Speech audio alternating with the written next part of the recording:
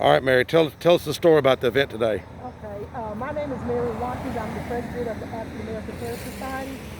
Today we did the unveiling of the Mary Ellen Vaughn Tennessee Historic marker. And we did this because of the fact of what she done for this community. She started the first African American newspaper. She was a nurse. She wanted to improve the health of people in the rural area because when she became a nurse. She had a school right here where we put this sign. And also the street is named after her. She had a school where she taught adults agriculture skills, nurses' aid skills. She taught them to read and write because she wanted them to vote.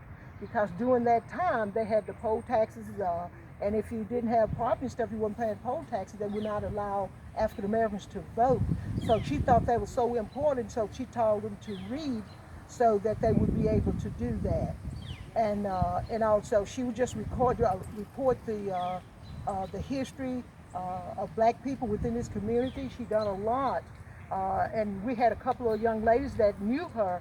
She would at Christmas, she would have a big Christmas party for the neighborhood. She made sure all the children that maybe would not get a gift, she wanted to make sure they got one, as well as she said that they gave them to the adults too. And she just done a lot for this community.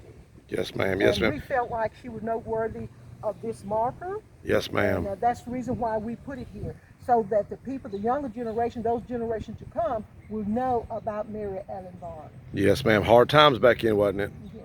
So it's important to people learn the history. Tell us a little about your efforts with African American Heritage Society. Well, the African American Heritage Society, we were organized back in 2014, I believe 2014, through the vision of Dr. George Smith.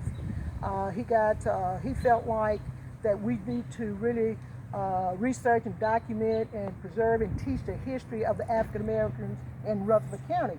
I worked with doing genealogy, doing research and stuff, and with doing that, we found out a lot of our stuff was there, but it was hid.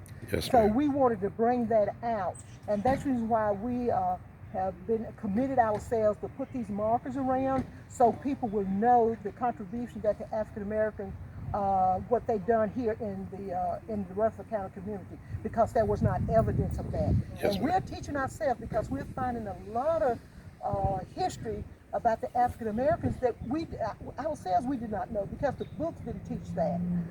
Yes, and ma'am. So that's what our mission is, to make sure we do this, and also just to record the history. So those people that's coming behind us, they won't have the problem that we've had.